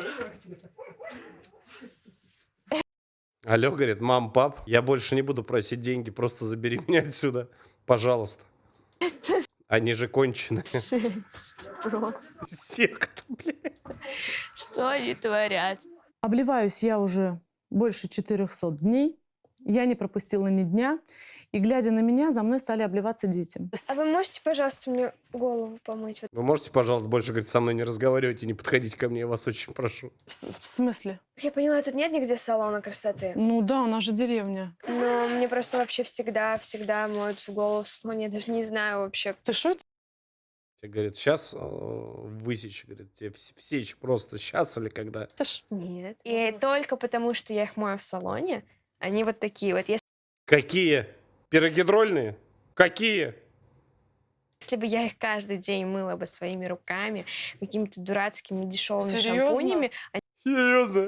Ты не верил? они бы у меня все были Ты вообще в таком короткие. заблуждении? Оль, вот давай, помоем, конечно, и ты Давай яйцом помоем. увидишь, что после моего мытья у тебя волосы будут ничуть не хуже. А другим Это я вот не этим смогу. всем мы должны помыть за один раз? Это этапы. Этап? Чего? Это все, что мне делают в салоне. Ну, ты знаешь, что зачем Да. следует, потому что я этого не видела. За У меня 17 лет шампунь, я уже выучила, бальзам. что и Ну, как. давай попробуем помыть. Мне самой интересно, что у тебя здесь в руках, хоть посмотрю. Давай. Я вообще не представляю, как это может быть. Девчонка, Я вообще 17 не лет, представляю. сама себе не Она может помыть сумасшедшая. голову. Я просто, у меня не укладывается это в голове. Первое мы начинаем шампунь не 18 шнурки фиолетовый. еще не умеет Не заказывать. фиолетовый шампунь, а против желтизны. С мытьем головы с трудом управились за 30 минут. Ну, хорошо, давай, суши волосы. Что? Сама? И ну да, ты, соответственно, ты не мыла волосы, никогда их не сушила. Да. Ну, слушай, не знаю, попробуй сама. Ладно, у меня очень действительно много дел, я просто не успею тогда все сделать. Жан! Рагнарок, прекрати, пожалуйста. Чего, Оль? Смотри, это мой фен. Ты же? Ну, Ну, я стрелять тебя надо. научу. Мне нужна 3-я мощность и самая теплая температура. Так. Минус Вниз. волоса. А ты мне суши. Вот с этой стороны тоже. И ближе к макушке, вот здесь. И потом еще внутреннее, вот где лицо. Я стараюсь Олю поддержать. Хотелось бы, чтобы она чувствовала себя комфортно, чтобы ей было хорошо. А посушить феном волосы — это не Лучше бы тебе бы было хорошо хоть раз. Ты так и будешь ходить. трудно. Примерно час Оля потратила на косметические процедуры, макияж и выбор одежды. За это время все успели позавтракать. А у Яна, который встает раньше всех, начался уже второй завтрак. Тебе Валюшка вот приготовила. Гречка. Дыня. Так подождите, мы же это вчера на ужин ели. И чё? То же самое на завтрак? То, что на ужин, то, что на Нету завтрак? больше ничего. Держи стул. У меня ягодная тарелка, обязательно утром я начинаю, кушаю. Ну, ты посмотри на улицу, какие ягоды. Осень на дворе. Она хоть горячая. Ну, не знаю, давно поставили. Может, уже и остыла. По правилам проекта Чада делает все то же, что и дети в принимающей семье. И по плану с утра уборка за животными. Сапоги, Вы, наверное, шутите, штаны. Нет. Ну, там грязно. Ну, да? Вы видите, как я одета. Я... так что грязное будет сейчас. Пропахнет. Своя шикарная одежда. Что? Ну, смотри сама, Знаете- как хочешь. Можешь идти так, конечно. Я в жизни такое не надену. Куда, мне без разницы. Это просто вот такая одежда не для меня. Надо коз подоить. И быка. Кормить их всех надо. Вот, почистить надо вот здесь вот. Где вот козочка у нас. А тут Здесь. всегда такой запах шикарный? Да, конечно. Надо убирать, чтобы это не пахло. Все дети уже выполняют свои привычные обязанности, а Ян пытается приобщить к работе гостью. Давай коз подоишь? Нет, Почему? я не собираюсь это делать. Ну, мы сюда пришли, чтобы поработать. Ну вот вы работаете, я посмотрю на это. Не, ну как это, помогать-то надо. Сено принеси тогда. То, что я сейчас тут, это не по моей воле абсолютно. То есть, Ну, туда сейчас здесь будешь чистить. Что еще остается? Держи. не, я же Чего? сказала, я не буду трогать вообще. А ты не трогай, я тебе дам перчатки. Нет, ну, в принципе, я какую-то Вот. работу... Мои Нет, перчаточки. ну нет, Ну, вы меня не заставите. Как с тобой тяжело, а? А что ты вообще можешь делать? Я могу в клубы ходить, Что ты можешь? фоткаться. Фоткаться можешь?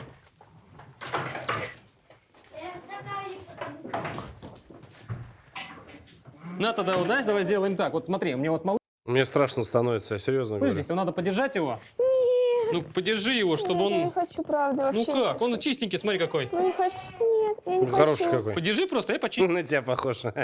Еще. Да не бойся ты. Боюсь. Ты возьми вот так аккуратненько его, не бойся. Во.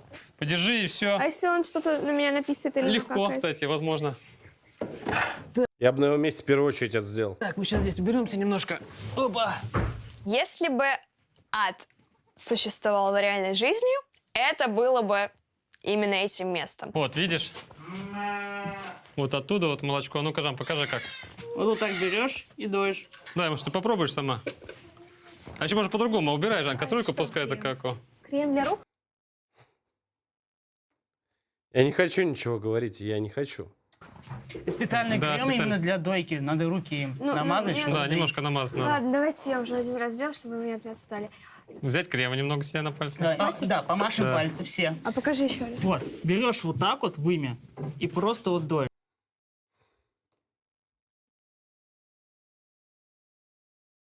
Я ничего не хочу говорить. Вот, нажимаешь и доешь. Одной можно рукой? Можно Ну, одной, хочешь, да. попробуй одной. У меня не получается. Ты сильнее вниз. А все, Вот, и молоко потекло. все. А еще можно вот так вот. Смотри, берешь, короче, рот подставляй, открывай рот, подставляй. И вот прям внутрь, раз, и все, и туда можно. Боже, какой ужас.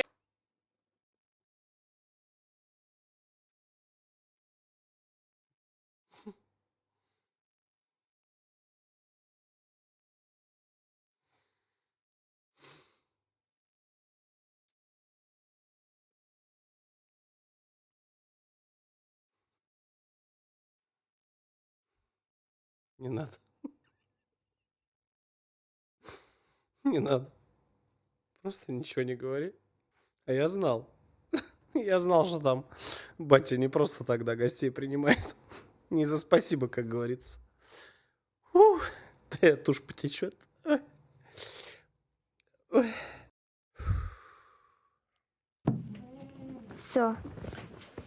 А еще можно вот так вот. Смотри, берешь, короче, рот подставляй, открывай рот, подставляй. И вот прям внутрь, раз, и все, и туда можно. Боже, какой ужас. Я только что впервые в жизни подоила козу. Я брезгливо к этому всему отношусь. Хочу тебя расстроить, но доить еще придется очень много. Просто сделала, чтобы мне не было никаких вопросов, уйти оттуда поскорее на свежий воздух. Я иду на выход, извините.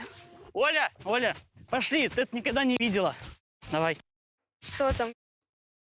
На ферме семьи Снедзе сегодня незапланированное событие. Оля такого точно никогда не видела. Так она начинает рожать, сейчас она. Вот видишь, у него Подожди, родной, куда? Кто? Сейчас тут будет у вас незапланированное событие. Так, тихо, спокойно. Заготовку веток для коз. Сумасшедшие Связывают их в совсем. веники, чтобы потом давать козам. Ян, Жан и Лев делают основную работу. Оля У же них незапланированное событие для коз эту заготовку делают. Какой рожать? Сейчас тут начнет эта личина лезть. предложили связывать нарезанные ветки. Делай и молчи. Давай, вяжи. Ты видишь, что у меня белая юбка? Ты знаешь, сколько она стоит? Мне все равно. Убери. Я сказала, вяжи. А я сказала, я не буду тебе потакать и что-то тебе делать, и вообще работать руками. Это мое принципиальное. На, говорит, тогда держи лопату. Копай. Зачем? Просто копай. Глубоко? Можешь? Нет. Полметра хватит. 2 на полметра. Позиция, понимаешь? Короче, мне очень надоело твое отношение ко мне. Оле все-таки удалось разозлить Жана. Веники навязали без ее участия. Боже. Вернулись домой к обеду. Я сегодня тебе сварила суп. Не тебе, а всем нам. Вегетарианский. Из 5 На овощном бульоне. 43 минуты я держусь. Я держусь. Жан, дай, пожалуйста, ложку. Когда? Сейчас.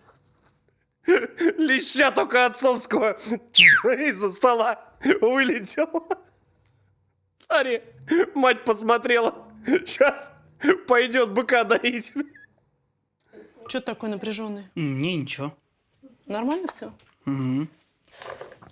Жан, что случилось-то? Да так, ничего. Ну я же вижу, что ты... Она Ты конченая! расстроенный. Так ложку кинул Оле. Ну, поругались, что ли? Повздорили? Оль, повздорили, что ли? Он прям так... Не спросите, я ни с кем не ссорилась.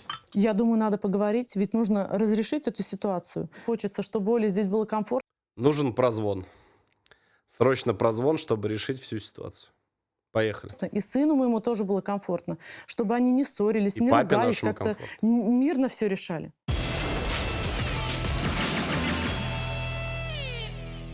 Что такое? Что случилось? Мне очень не нравится ее отношение ко мне и ее поведение. Повздорили очень сильно. Ну, мне так не нравится, когда вот в доме такое напряжение. Жан, я очень хочу, чтобы вы помирились. Не, ну понимаете, когда меня человек не слышит, я ему говорю, я не буду ничего делать, не буду брать эти веники. Он мне стоит на своем, делаю. Ну. Да для него, наверное, это просто дико, что ты такая совсем... А для меня дико, что я тут вообще нахожусь, понимаете? Жан, ну Здорово. объясни, что не так? Ну, Ай, садится себе здорово. на шею, хамит. Девчонка, ей простительно. Будь посмирение, что ли, я не знаю. Попытайтесь договориться. Но я не хочу, чтобы вы ругались, а? Мне кажется, я перегнула палку. Может, он меня, конечно, внутренне простит.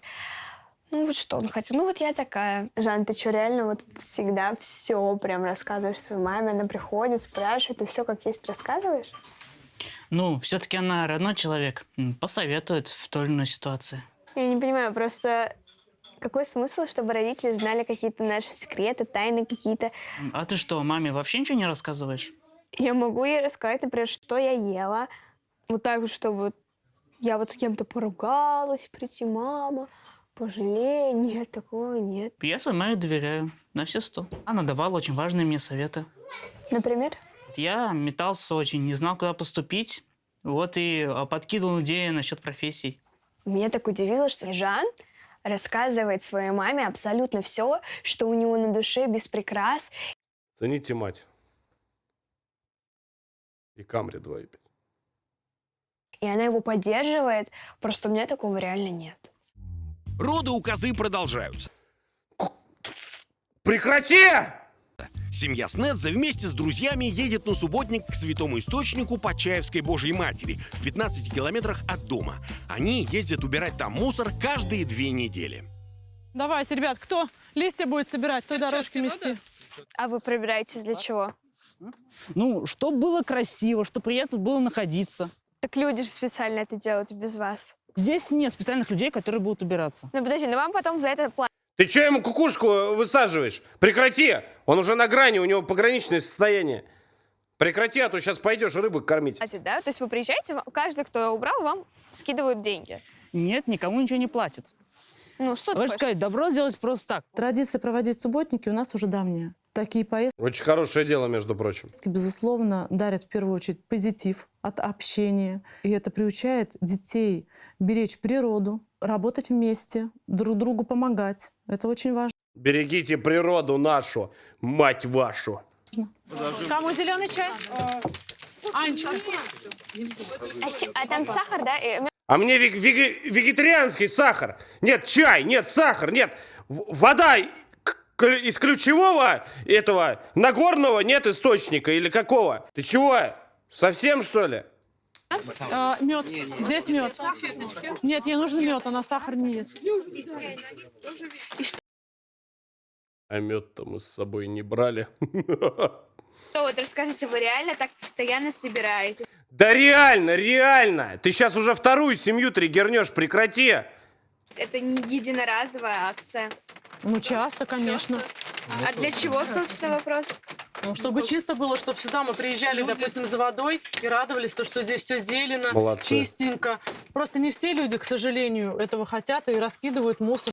Не знаю, я тогда на источник приехал, у нас в Зубово, здесь не так далеко, ну, от моего родного города, еще когда свалки этой всей поганой не было. Приехал на источник, увидел бутылки пустые, ну, видать, кто-то набирал, набросал. И на следующий раз приехал с пакетом, черный здоровый пакет взял, запихнул все бутылки.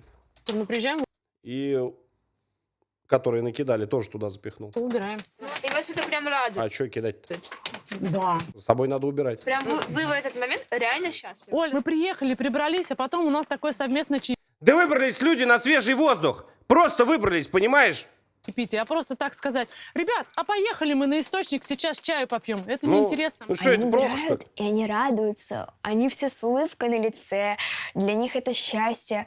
Тебе не платят. Мусор, грязь. При этом у тебя хорошее настроение. Ты общаешься с друзьями, все круто. Совершенно какое-то удивительное явление для меня, если честно. Ты можешь маме, допустим, утром налить чашечку чая или кофе, принести, сказать, мамочка, доброе утро, вот тебе завтрак.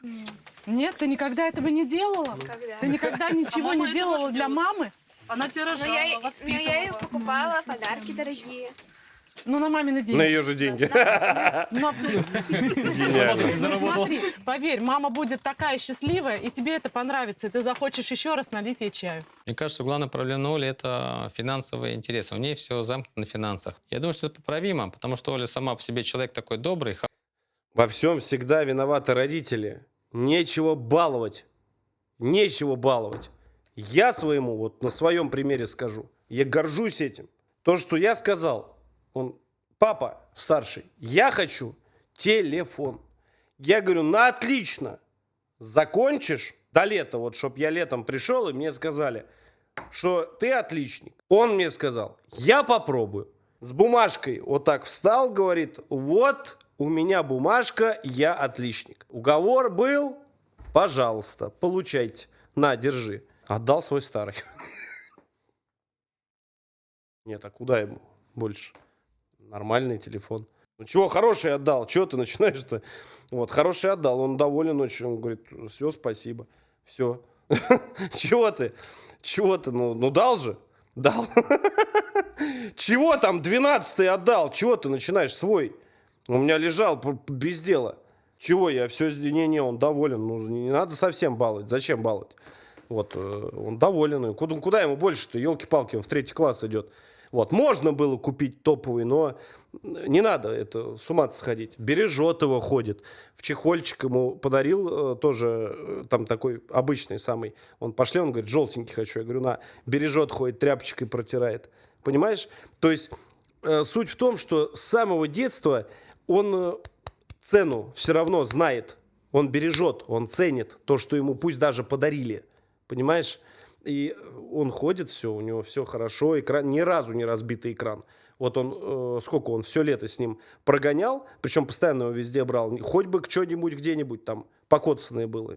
Все чистенько, все аккуратненько, все, у него сумочка, он в сумочку его кладет, все, ценно. То есть он ценит, это очень важно, очень важно. Не важно, сколько денег, важно, какой человек вырастет. Да, вот поэтому цените то, что есть. Да.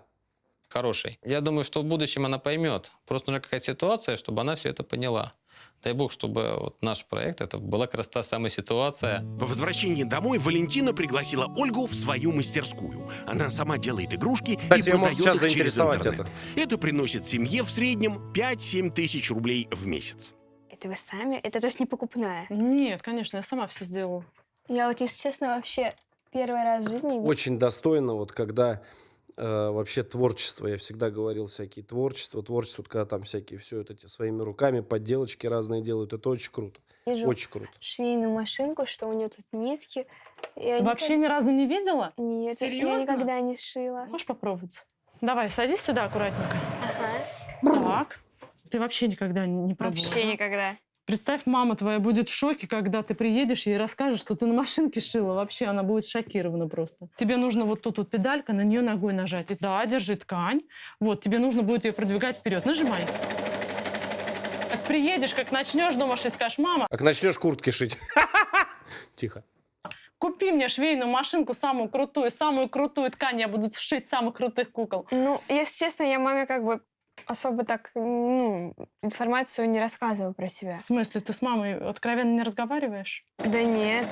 Ну, если у меня что-то происходит, я как бы сама внутри себя это проживаю и ни с кем не делюсь. А зачем? Наоборот, когда поделишься с мамой особенно, тебе самой будет легче. Мама всегда поддержит, мама всегда поймет. Наверное, как раз-таки про парней. Вот это для меня тема прям супер секретная. Ты боишься ее неодобрения? Ну, наверное, да. Вечером Ян пошел проверять, не родила ли коза. Вы можете с этой козой прекратите. Прекратите, пожалуйста. Коза красивая, но страшно. Сейчас как покажут во весь кадр. Но по слабым схваткам стало понятно, что до утра этого не произойдет. И Ты чего наделал? Ты зачем? Что за гений на монтажере? Телеканал Ю, ребят, ну нельзя так, вы чего? Жалко козочку. вся семья Плакали, говорит, но очень вкусно. отправляется ужинать. Сегодня Жан ради гостей приготовил вегетарианский плов. Чего? Жан, ты на самом деле такой молодец. И пожарный, и семью. Почти 9 детей накормила. И какой-то просто такой приятный вкус. Он вообще молодец у нас. Он часто готовит, он меня так выручает, ты не представляешь. Сам- Может, его в Москву заберу. Будет актрисой и пожарной. Согласен? Не, Согласен? в Москве неинтересно. Я вообще восхищена Жаном. Он с каждым разом так для меня открывается, и я даже не думала, что он такой классный парень. Не Я знаю. вообще в шоке, что вы всегда кушаете всей семьей. Обычно мы, По мне кажется, отдельности. раз в месяц кушаем все вместе. Я тебе предлагаю, внеси такую традицию в свою семью. Попробуй, тебе понравится. Оля, вообще мы рады, что ты к нам приехал. Такой движ, ну ты вообще клевая девчонка. Я думаю, что Оля получится измениться. Да, конечно, получится, потому что она девчонка-то очень умная. Это окружение, это все окружение меняет. Вот эти вот ваши подруги, вот эти вот, зараза, вот эти, как ужатник захожу, а там это, вот эти вот все, вот, да. Жертвоприношение там какое-то у них, да. Очень страшно, да, когда вот эти все приходят, начинается вот это вот, очень страшно. Главное, чтобы она как бы подумала об этом более серьезно. Ну и стремилась, конечно, к Шабаш, лучшему. шабаш. Вот. Шабаш, да, очень страшно. По правилам проекта, в конце второго дня родители обеих семей созваниваются по видеосвязи. Прозвон! Что-то я волнуюсь. Не Вообще знаю. трясет. Как ты думаешь, какие они? Люди бывают Ой, разные. очень красиво, кстати, обратите внимание, вот как женщина одевается, очень красиво. Вот это вот мама вот многодетная. Мне очень нравятся вот эти платья разные, там очень красиво. Не знаю. Наверное, Оля Мари. на папу похожа. Какие-нибудь они такие, наверное, папа очень солидный, такой бизнесмен, весь бизнесмен. Мама, наверное, очень гламурная, красивая такая вся. Наверное, с такими губами. Как- Я вообще не представляю, Перехвалил. как они там переживают. Представь, отпустить вообще неизвестно куда ребенка своего. А там на Бали родители. Тагил! Сплавили! 4 дня просто. Барбара Стрейзенд. Очень переживаем. Очень. Ночами не спим, говорит, потому что здесь нету времени спать. Молодцы, говорит, ребят. На 4 дня я не представляю. Я не готова, например, Не кого-то представляю. встретить. Не представляю. Не представляю. Здравствуйте! Здравствуйте! Меня Меня зовут... Владимир, Олеся. Я Валя, Ян. Ян. Дочка папина. Ну, мама тоже красивая, как Оля, да? Да. У нас семья, 8 детей. Ух ты. Какие вы молодцы. Вот, но я хочу вас успокоить. Оля нашла себе угол, где она спит одна, а то она На входе. не хотела в комнате с нашими дочками. И мы под нее подстроились. Мы знаем, что она вегетарианка. Ребенок сытый, не переживайте, все у нее хорошо. Слушайте, какие вы классные. А у вас 8 детей, вот мне интересно, это все реально ваши дети?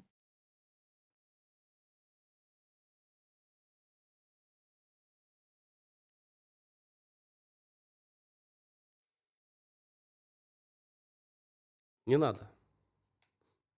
Не надо, родной, не надо. Просто промолчи, не надо. Все наши, все да, и наши. двойняшек у нас нет. Где вы вообще находитесь хотя бы? Потому что я 50 на 50 такие. вообще не понимаю, где наша дочь? Калужская область. Калужская область. деревня. Да, от Москвы Село Залупино. 300 километров. Вот у нас козы, куры, перепелки, гуси, утки. Но она вынуждена с моими ребятами ходить, кормить, помогать. Но она, конечно, сначала такая, ой, нет-нет. А сегодня что вы там делаете сегодня? Даже пытался козу подоить. Да ладно. Слушайте, интересно будет посмотреть. От смеха передернула. Ладно, она сегодня со мной шила. Поговорили немножко о маме. Вот, она говорит, что не всегда она маме открывается. То есть какие-то секреты у нее от вас. Не раскрывается она вам, не может злить душу. Я и Есть, хочу да. понять, в чем причина, почему именно так у нее происходит. Где вот этот барьер у нас? Единственное, я поняла, что ей немножко внимания вашего не хватает. Вы, наверное, все в бизнесе заняты, да? Часто с ней вообще общаетесь как-то? Есть у вас? Ужинаете ли вы вместе? Нет у нее единения с нами. Садимся ужинать, она вообще не садится. Кушает вообще свое время.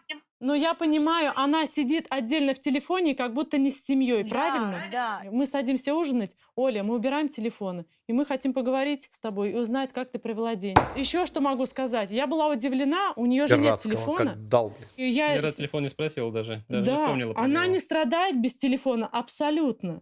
Ну вот это самый большой плюс, который Это, произошел. я так считаю. понимаю, Потому что она даже ест, спит и зубы чистит, только глядя в телефон. Так что все будет хорошо. Мы рады, что Очень. она попала именно в вашу Да, семью. прям, Я что думаю, ваши там будет большой ценности- прогресс. Мы тоже очень Прогресс. рады, что потенциал у нее есть на исправление.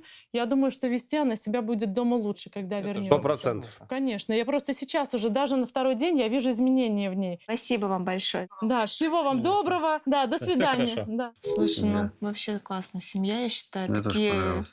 открытые люди, да? Батя отсылку Такая видел, молодая отправил. семья, 8 детей. Вов. 8 детей, ты можешь это себе представить? Мне кажется, Валентина прям такая тоже открытая. И мне кажется, что Оля ее услышит. Я все-таки в это верю. Наступил третий день эксперимента по перевоспитанию Ну, значит, 17-летней нормально Ольги пойдет. Зоновой в многодетной семье Снедзе. Несмотря на позднее возвращение из клуба, Оля встала очень рано.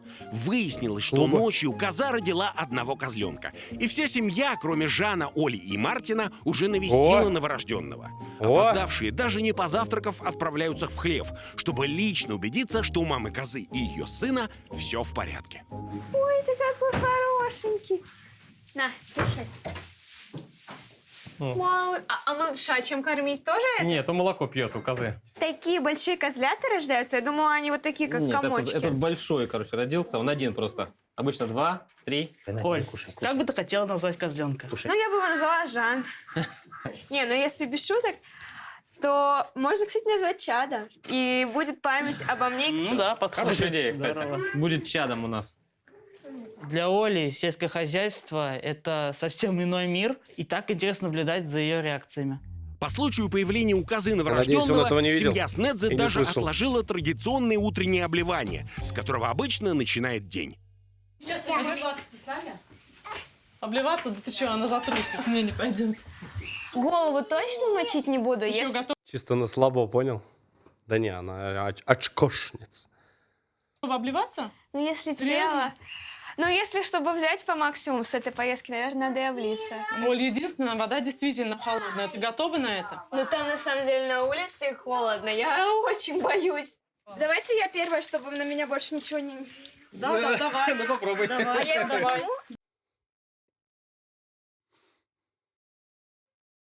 Давай. Так, ну чего, давайте. А сейчас же на меня везде будет вода. Можно Не, не, вперед? не Можно будет. вперед? Можно Да, вперед? давай, Я просто давай. вперед хочу. Давай. Что, на раз-два и все обливаем и полностью, да? Нет! Такого не будет. Ну все, ты готова? На раз, два, три обливаем, да, хорошо.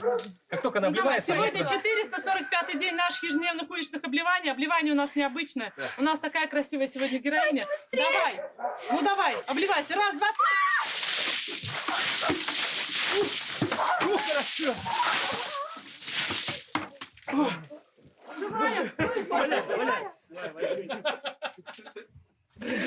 Все нормально? О, хорошо. Ну, мне кажется, так смело облилась, не очень-то испугалась. Но вы мне прям дали жару. Я-то все-таки думала, что я вас всех обхитрю, встану вперед. Вода до меня не дойдет. В итоге 3 ведра до тебя В долетело. итоге у меня вода была вообще везде. Я насквозь мокрая. Стой, а куда ты? Посуду помыть. Ну, давай, ребят, поддержим. Давай, Олечка, в первый раз в жизни. Давай. Это легендарный день. Забайтили. Коля моет за собой посуду. Так, Давай, что- ты как Гагарин, давай. А Поехали. что делать-то дальше? Не знаешь, воду открыть, кран Какой открыть. Гагарин? Не трогайте уважаемых людей. Возьми губочку. Ее нужно намылить мыльцем, вспенить. Давай. Что происходит? Берем тарелку. Моем. Давай вилку. Мылим. Что происходит? Держи над раковиной, чтобы не капало. Что за ужас здесь творится? Отмываешь всех котят, все мордочки с одной стороны, с другой стороны. Молодец какая. Давай. Давай, теперь нужно ополоснуть. О, звучит как тост. Надо выпить. Молодец. У детей, по-моему, лет 7-8, то есть они должны, по крайней мере, за собой убирать. То есть, просто представьте, у нас вот 8 детей, если мы все, вот каждый бы не мыл бы, оставлял бы на месте, где это делать не буду, но мы просто физически просто бы находились дома, мы не смогли бы никуда же на работу попасть. Оля продолжила брать от эксперимента по максимуму и решилась на еще один важный шаг – помыть голову самостоятельно.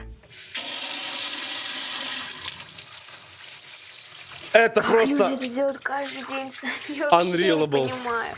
I В believe. Олину программу обновления вошло обливание, самостоятельное мытье посуды и головы, тестирование крема для рук, который для нее приготовила Валентина. Старшие братья Снедзе Ян. предложили Оле научить ее ездить на мотоцикле. Я не упаду? Да нет, конечно.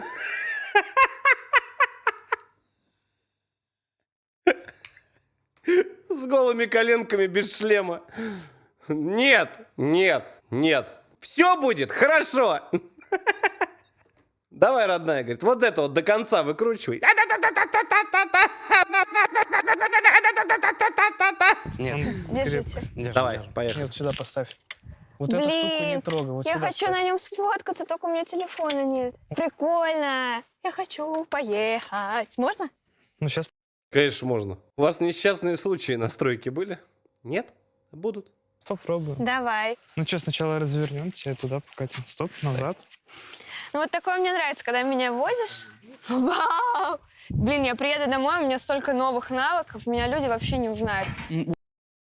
То, что тебя трику вводят на этом? Ну да. У Оли этот интерес был искренним. А когда она каталась и радовалась, это было здорово. Вечером в выходные к старшим братьям Снедзе часто приходят в гости друзья. Все они выросли в селе Лазинки. Стас, Наташа, Федя и Паша в курсе, что семья принимает участие в эксперименте и хотят познакомиться с Олей. А вне жизни дома вы чем занимаетесь? На дискотеку ходим, там гуляем, там в город ездим. Проводим время с друзьями. В клуб, кстати. Катаемся на велосипедах.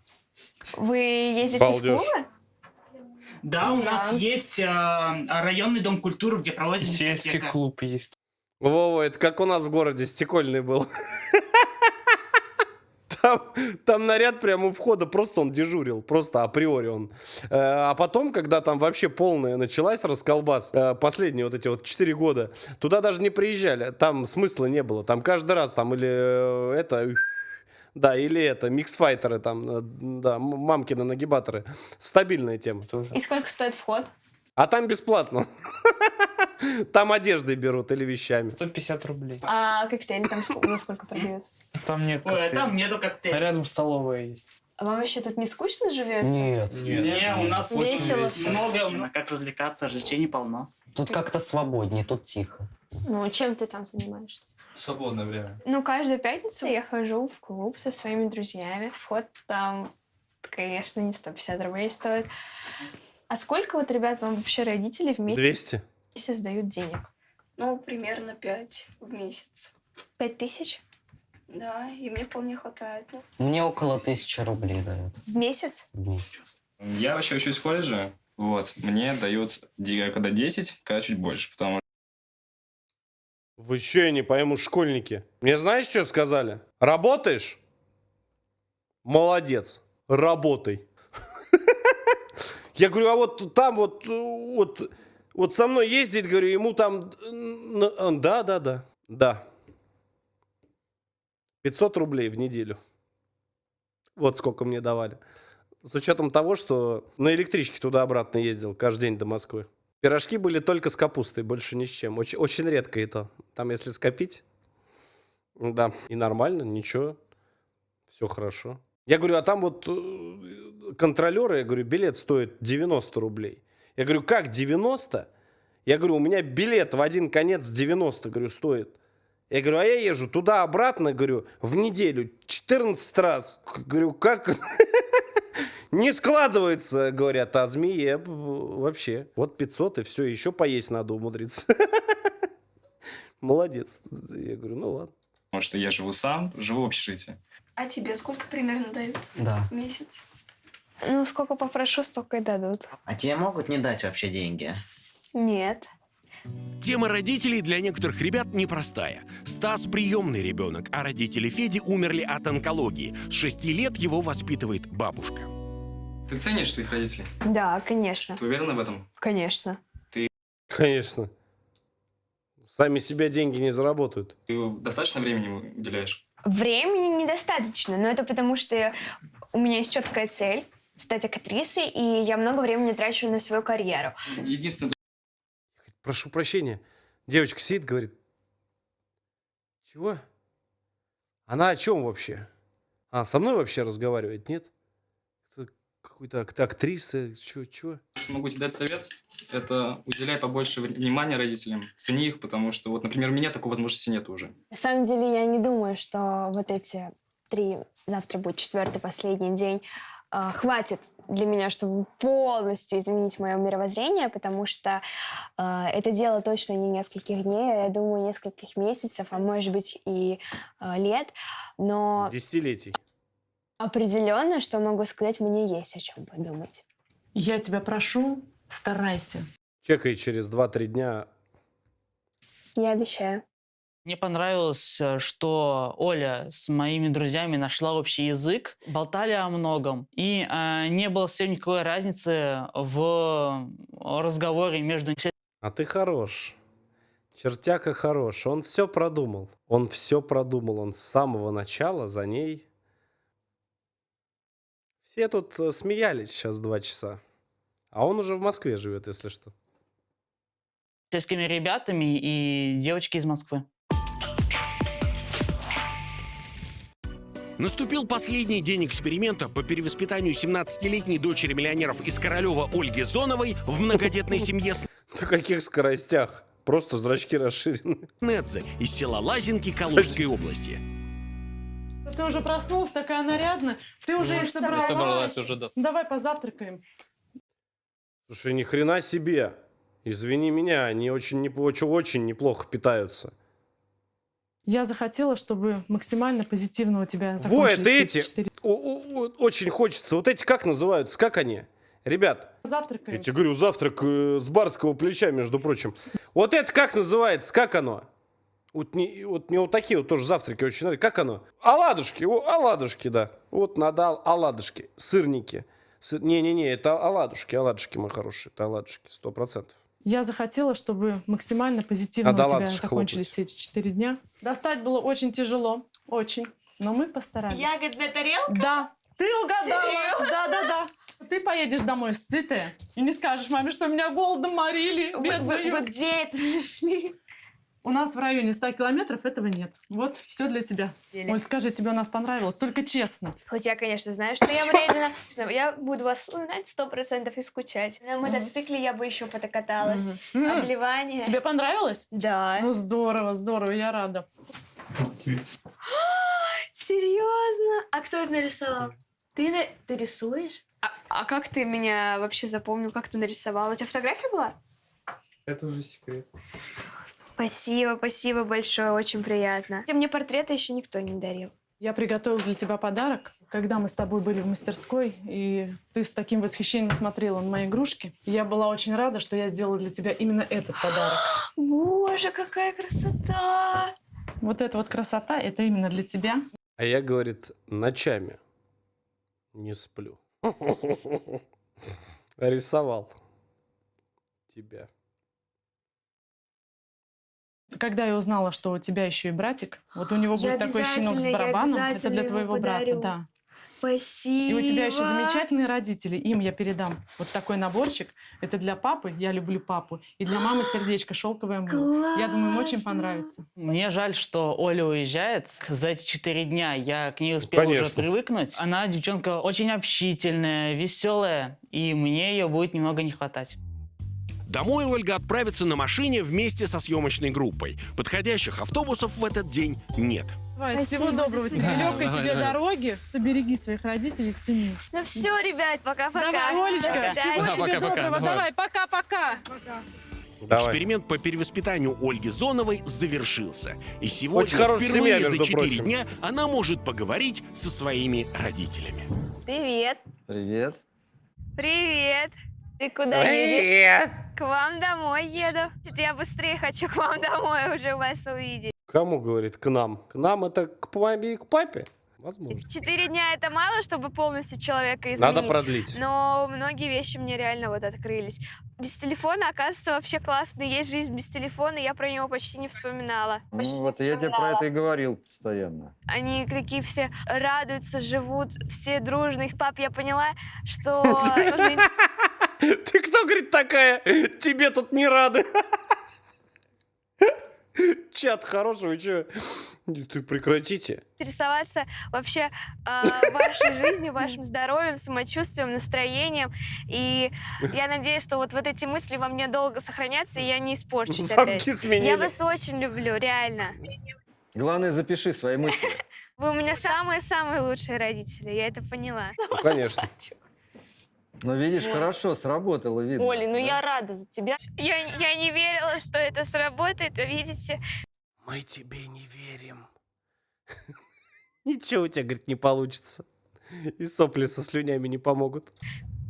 Реально другого человека ждите дома. Вот мне как будто это не моя дочь, вот честно. Это ваша чада. Наша чада, точно. Олечка, ждем. Не-не, не Давайте, наш. пока-пока.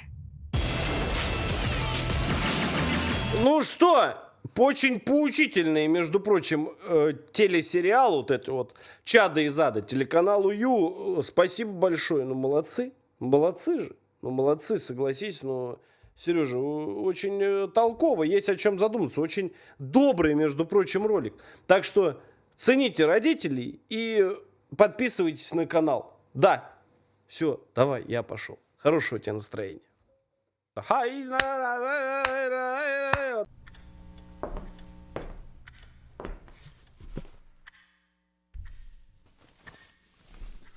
Ну что, посмотрел видос? Посмотрел. И лайк поставил. И на канал ты подписался. Красава, удачи, братан. Встретимся в следующем видеоролике.